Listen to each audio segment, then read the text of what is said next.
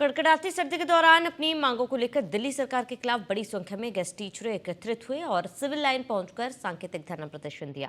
इस मौके पर टीचरों की मांग का समर्थन करने सांसद योगेश चंदोलिया और परमानेंट टीचर एसोसिएशन के प्रेसिडेंट कृष्ण फोगाट पहुंचे। इस दौरान बड़ी संख्या में पुलिस बल और महिला दस्ता तैनात रहे।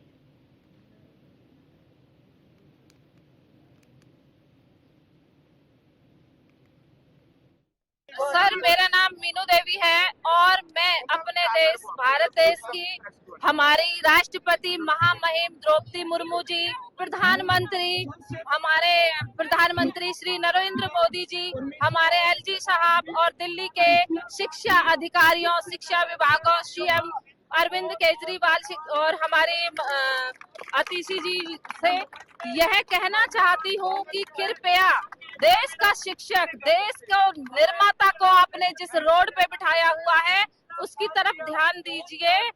और यहाँ पर जो अतिथि अध्यापक इतने सालों से इतने संघर्ष से जूझ रहे हैं, यह अध्यापक जब स्कूल आते हैं इन्हें सिर्फ उसी दिन का वेतन दिया जाता है।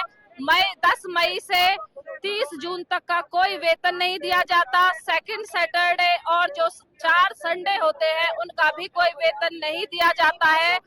8 साल से अतिथि अध्यापकों का 1 रुपया भी नहीं बढ़ा है उनकी सैलरी का। और साथ में होली, दीपावली जो हमारे त्योहार है, बड़े बड़े त्योहारों पे अतिथि अध्यापकों को कोई वेतन नहीं दिया जाता है। तो हमारा देश कहाँ जा रहा है, आप खुद ही इसका अनुमान लगाएं। और सरकार ये ना सोचे कि गेस्ट टीचर कर क्या सकता है। गेस्ट टीचर जब अपनी ताकत पहचानेगा ना, और पहचान रहा है क्योंकि आपके शोषण से वो इतना दुखी हो चुका है, वो आपके अगेंस्ट उठने को तैयार है।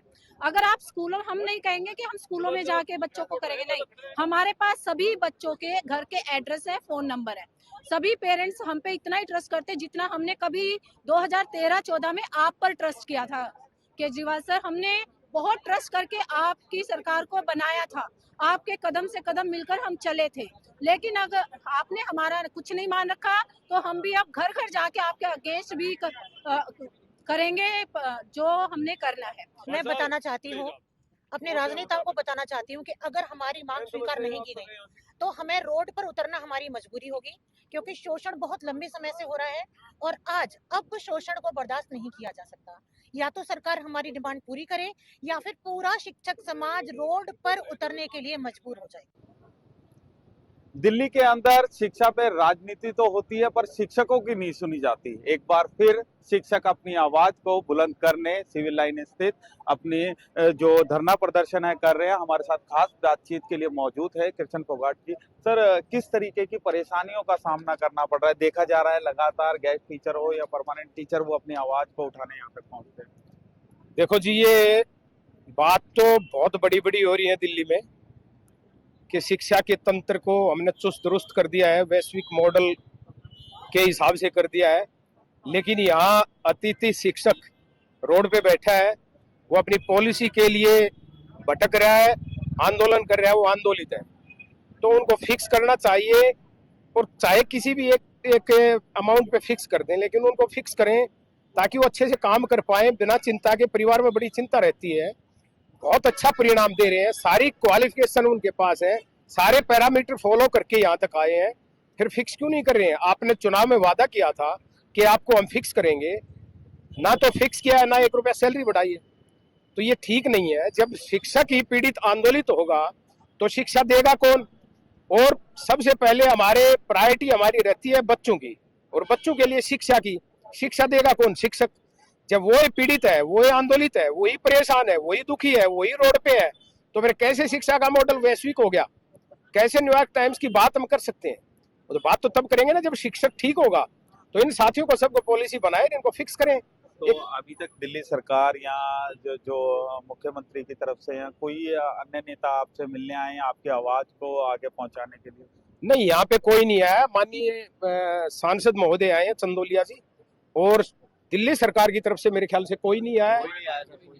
मैं परमानेंट शिक्षक, वैसे परमानेंट और अतिथि मैं तो मानता ही नहीं हूँ, लेकिन हम आए हैं यहाँ पे लोकतांत्रिक मंच की तरफ से कि ये साथी बैठे हैं तो इनकी पीड़ा को समझे, सुने, और जितना सहयोग हो उतना हम करें इनका।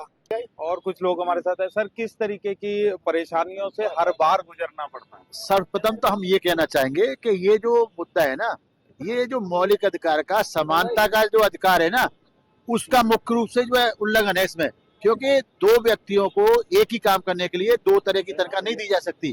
तो यहाँ टीचर्स में भी अलग अलग भेदभाव है, डिस्क्रिमिनेशन है। एक तरह की तनख्वाह मिलनी चाहिए, गेस्ट टीचर को कम तनख्वाह मिलती है, जो उनका मौलिक अधिकार है, उसका भी वॉल्यूशन है, उनका राइट्स है, उन्हें मिलना चाहिए। और हम कहते हैं जो शिक्षक की बात करेगा वो दिल्ली पे राज करेगा।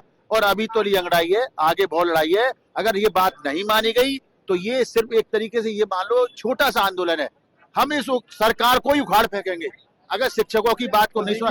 इनका साफ कह देना है, जो शिक्षकों की बात करेगा वो दिल्ली पर राज करेगा, क्योंकि यही वो शिक्षक हैं जो भारत के भविष्य को तय करते हैं। दिल्ली के अंदर शिक्षकों के इस सांकेतिक धरने में सांसद योगेश चंदोलिया जी पहुंचे। सर, किस तरीके से आज जो उज्जवल भविष्य का निर्माण करते हैं, वो खुद अपने जीवन यापन के लिए आज सड़कों पर, क्या कुछ कहेंगे? देखिए, दिल्ली का दुर्भाग्य है, टीचर का एक सम्मान है और टीचर का काम शिक्षा देना है। और टीचर अगर सड़क पर आकर चुनरी पर बैठ जाए तो मुझे लगता है कि उससे निरंकुश सरकार कोई हो नहीं सकती। ये गेस्ट टीचर हैं और गेस्ट टीचर बने किस लिए हैं? क्योंकि DSSB एग्जाम लेने के लिए कॉम्पिटेंट ही नहीं है। कॉम्पिटेंट अथॉरिटी तो है लेकिन उसके पास लोग नहीं है। रोजगार देने के लिए साधन नहीं है उनके पास। कि गेस्ट टीचर जो है, लगभग 23,000 गेस्ट टीचर अपनी उस मांग के लिए बैठे हैं। मात्र इनको 24 से 26,000 रुपए की सैलरी मिलती है एक टीचर बीएड करने के बाद, और 26,000 में गुजारा नहीं हो सकता। इनको मेडिकल की फैसिलिटी नहीं है, इनको DA नहीं है, इनको LTC का सुविधा नहीं है, और इनको 30 दिन, महीने में 30 दिन होते हैं तो 30 दिन की सैलरी भी नहीं है। मई और जून की छुट्टियों में सैलरी नहीं है। तो ऐसा क्या हो गया इस दिल्ली को? एक तरफ दिल्ली के केजरीवाल साहब, सिसोदिया साहब दिल्ली के शिक्षा मॉडल की बात करते हैं कि शिक्षा मॉडल है कि टीचर सड़कों पर बैठे हुए हैं। इनकी सैलरी जो है बढ़नी चाहिए और समय समय पर बढ़नी चाहिए। और वैसे तो ये इनकी जो है आयु खत्म हो चुकी है, ओवर एज हो चुके हैं, तो 100% इनको जो परमानेंट टीचर है उसकी सैलरी के बराबर तक नहीं ला सकते, उससे थोड़ा नीचे तक तो लेकर आइए। और भारतीय जनता पार्टी के नाते मैं यहाँ पर आया हूँ, सांसद हूँ, और हमारे मैनिफेस्टो के अंदर दिल्ली के जो गेस्ट टीचर है इनकी लड़ाई भारतीय जनता पार्टी लड़ेगी। दिल्ली की सरकार के पास 10 साल का समय था, 2010 से गेस्ट टीचर है। 10 साल में इन टीचरों की पीड़ा को अगर वो सरकार नहीं समझ पाई है, और अगर आकर वो ये झूठा आश्वासन देंगे कि हमें आप सरकार में लाएंगे तो फिर आपकी समस्या हल करेंगे, तो इसका मतलब वो दिल्ली के टीचर के